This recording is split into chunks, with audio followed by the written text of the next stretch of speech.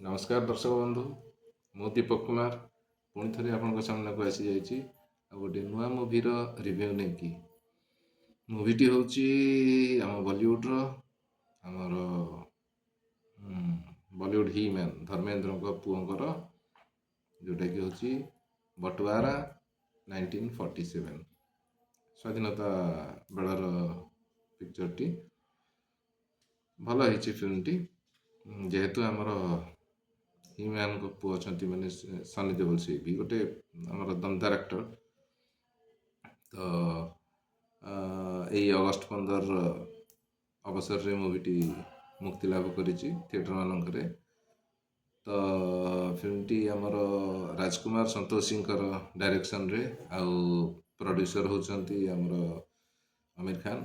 ତ ବଡ଼ ବ୍ୟାନର, ବଡ଼ ବଡ଼ ଷ୍ଟାର କାଷ୍ଟ ଅଛନ୍ତି, ସନି ଦେଓଲ ଆଉ ଆମର ହିରୋଇନ୍ ହେଉଛନ୍ତି ପ୍ରୀତି ଜିଣ୍ଟା, ତାଙ୍କ ସହିତ କରନ ଦେଓଲ ଆଉ ତା ସହିତ ଅଲି ଫଜଲ, ଏମିତି ସମସ୍ତେ ଅଛନ୍ତି। ବହୁତ ବଡ଼ ବଡ଼ କଳାକାର ମାନେ ଅଛନ୍ତି।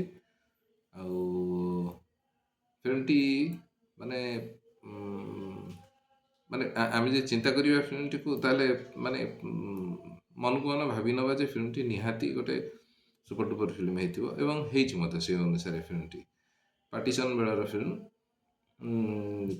ଯେଉଁଟାକି ଆମର ଭାରତ ପାକିସ୍ତାନ ସ୍ୱାଧୀନତା ବେଳର ଭାରତ ପାକିସ୍ତାନରେ ଆମର ଯେତେବେଳେ ପାର୍ଟିସନ୍ ହେଇଥିଲା, ସେତେବେଳେ ଯେଉଁମାନେ ଭାରତରେ ରହିଲେ ଯେଉଁମାନେ ପାକିସ୍ତାନକୁ ଗଲେ, ବା ପାକିସ୍ତାନର ଯେଉଁ ଲୋକମାନେ ଭାରତକୁ ଆସିଲେ, ସେଇଭଳିଆ ଫିଲ୍ମ। ଆଉ ତା ସହିତ ଯେହେତୁ ପାକିସ୍ତାନ ଗୋଟେ ମୁସଲିମ ବହୁଳ କଣ୍ଟ୍ରି, ତ ସେଠି ମୁସଲିମ ରହିବାକୁ ଚାହିଁଲେ, ହିନ୍ଦୁ ଭାରତକୁ ଚାଲି ଆସିଲେ। ତ ଏଇଭଳିଆ ଷ୍ଟୋରି ନେଇକି ଫିଲ୍ମଟି ହେଇଛି।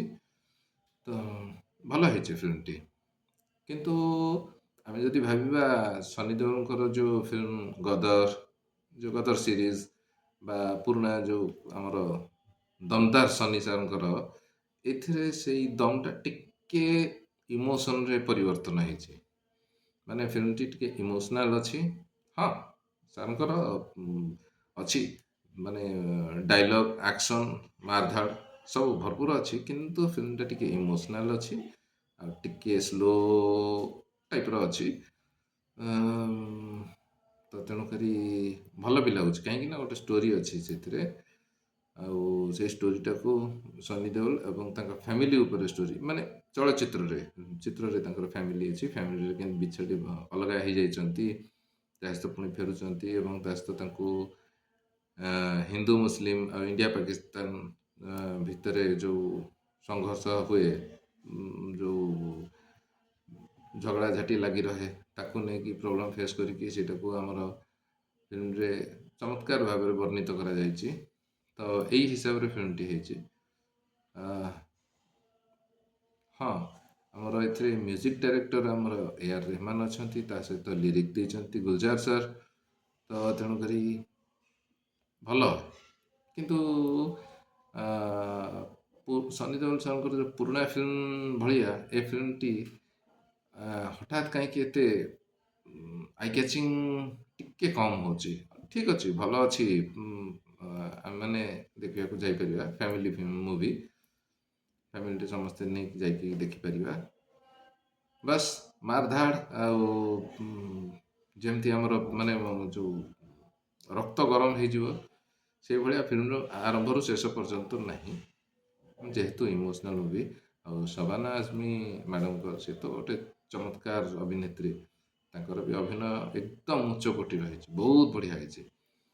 ଏବଂ ଫାର୍ଷ୍ଟ ହାଫ୍ରେ ଫିଲ୍ମଟି ସେଇ ପାର୍ଟିସନ୍ ଉପରେ, ଇଣ୍ଡିଆ ପାକିସ୍ତାନ,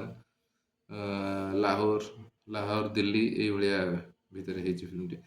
ସେକେଣ୍ଡ ହାଫ୍ଟା ସେଇଥିରେ ଆକ୍ଚୁଆଲି ଇମୋସନ୍ ଦେଖାଯାଉଛି, ଯେଉଁଟାକି ଫିଲ୍ମଟିକୁ ଟିକେ ଇମୋସନ୍ କରିଛି।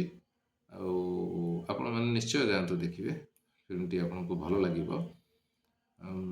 ରାଜକୁମାର ସନ୍ତୋଷୀଙ୍କର, ତାଙ୍କର ଗୋଟେ ବହୁତ ଦିନ ପରେ ଭଲ ଫିଲ୍ମଟି ଆସିଛି, ଆଉ ଆମିର ଖାନ ପ୍ରଡକ୍ସନ୍ ଦେଇଛନ୍ତି। ତେଣୁକରି ଠିକ୍ ଅଛି, ମୋ ହିସାବରେ ମୁଁ ୟାକୁ 5ରୁ 4 ଦେବି।